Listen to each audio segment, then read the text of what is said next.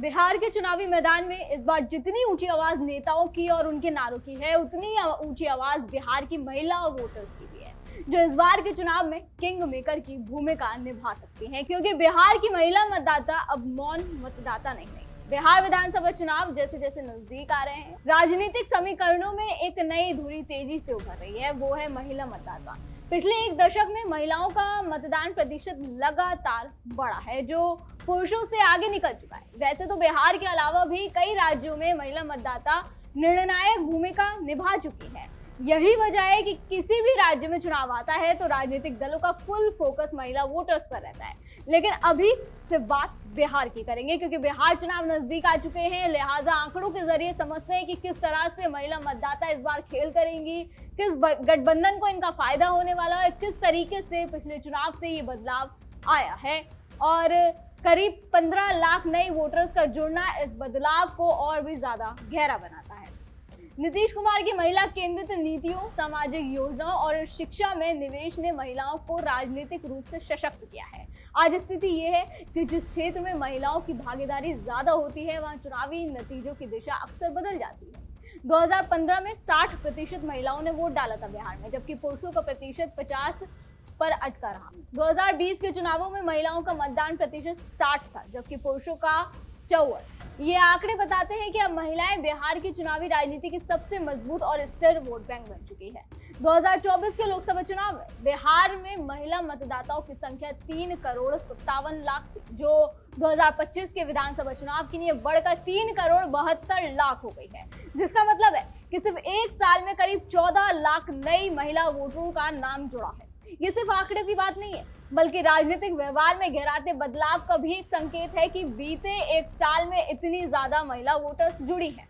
मुजफ्फरपुर, पश्चिम चंपारण, वैशाली और सीतामढ़ी जैसे जिलों में महिला मतदाताओं की संख्याओं में 5000 से ज्यादा की बढ़ोतरी दर्ज की गई। इन जिलों की विधानसभा सीटों पर महिला वोटरों की भूमिका निर्णायक साबित हो सकती है, क्योंकि यहाँ पहले से ही महिलाओं की मतदान भागीदारी पुरुषों से ज्यादा है। 2020 के विधानसभा चुनावों में भी 243 में से 167 सीटों पर महिलाओं ने पुरुषों से ज्यादा मतदान किया था, जिनमें से ज्यादातर सीटें उत्तरी बिहार की थी।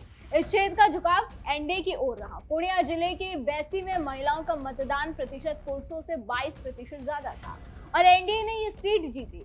कुशेश्वर स्थान में भी महिलाओं ने पुरुषों से 21% ज्यादा मतदान किया और ये सीट भी एनडीए के खाते में गई। मधुबनी, सुपौल, सीतामढ़ी और दरभंगा जैसे जिलों में महिलाओं की बढ़ी हुई भागीदारी ने चुनावी नतीजों में निर्णायक भूमिका निभाई। मधुबनी की 10 सीटों में से 8, सुपौल की सभी 5, सीतामढ़ी की 8 में से 6 और दरभंगा की 10 में से 9 सीटें एनडीए ने जीती। इन आंकड़ों से साफ है कि महिला वोटरों की सक्रियता सिर्फ संख्या नहीं, बल्कि चुनावी जीत की कुंजी भी बन चुका है। और इसका सबसे बड़ा कारण बताया जा रहा है नीतीश मॉडल। सीएम नीतीश ने अपने शासनकाल में कई योजनाएं चलाई, जिनका सीधा असर महिलाओं की सामाजिक राजनीतिक स्थिति पर पड़ा, जैसे कन्या उत्थान योजना, शिक्षा में आरक्षण, जीविका कार्यक्रम और हाल ही में राज्य सरकार की नौकरियों में महिलाओं के लिए 35% आरक्षण की घोषणा।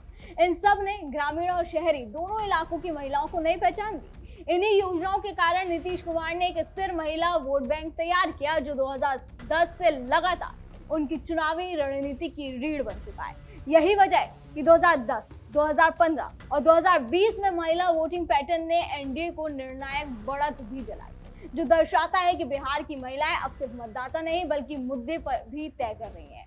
पहले महिलाओं की राजनीतिक भागीदारी सिर्फ मतदान तक सीमित थी, लेकिन अब वो चुनावी मुद्दों को भी आकार दे रही हैं। शिक्षा, सुरक्षा, स्वास्थ्य, रोजगार और महिला सशक्तिकरण उनके प्राथमिक मुद्दे बन चुके हैं। कई महिला समूह, खुद सहायता समूह और छात्राओं ने विधानसभा में महिलाओं की भागीदारी बढ़ाने की मांग की है। जाहिर है कि बिहार में आधी आबादी अब सिर्फ संख्या नहीं, बल्कि एक सशक्त राजनीतिक आवाज बन चुकी है। इस बार महिला मतदाता न केवल मतदान करने जा रही है, बल्कि वो सत्ता की दिशा और दशा भी तय करने की बाधा रखती है। लिहाजा महिला आबादी क्वीन मेकर बनने वाली है। 2010 से 2020 की महिलाओं के मतदान में जो 28% की वृद्धि हुई है, उसने लैंगिक अंतर को मिटा दिया है। अब राजनीतिक दलों के लिए ये संभव नहीं है कि वो महिलाओं की उपेक्षा करें या उन्हें केवल प्रतीकात्मक रूप में प्रस्तुत करें। 2020 के चुनाव में 243 विधानसभा सीटों में से सिर्फ 28 सीटों पर महिलाएं विधायक बनी, जेडीयू की 3, बीजेपी की 9, आरजेडी की 5 और कांग्रेस की केवल 2 महिला उम्मीदवार जीत सके। यानी महिलाओं की टिकट हिस्सेदारी बढ़ाने में सभी दल पीछे रहे, जबकि वोटिंग में उनका प्रतिशत सबसे आगे रहा। करीब 15 लाख नई महिला वोटर्स के जुड़ने से राजनीतिक दलों के सामने अब एक साफ चुनौती है। महिला प्रतिनिधित्व को गंभीरता से नहीं लेंगे और नीतियों को जमीन पर नहीं उतारेंगे तो इसका सीधा असर सीटों पर पड़ेगा। राजनीतिक दलों की रणनीति अब महज जातीय समीकरणों या पारंपरिक वोट बैंक पर निर्भर नहीं रह सकती। उन्हें महिला मतदाताओं के एजेंडे को समझना और उसमें हिस्सेदारी देनी होगी। दर्शकों, इस खबर पर आपका क्या कहना है हमें कमेंट करके जरूर बताएं। फिलहाल आज की वीडियो में बस इतना ही। अगली बार फिर होगी मुलाकात। आप देखते रहें टीएनपी इंडिया, हर खबर भरोसे के साथ।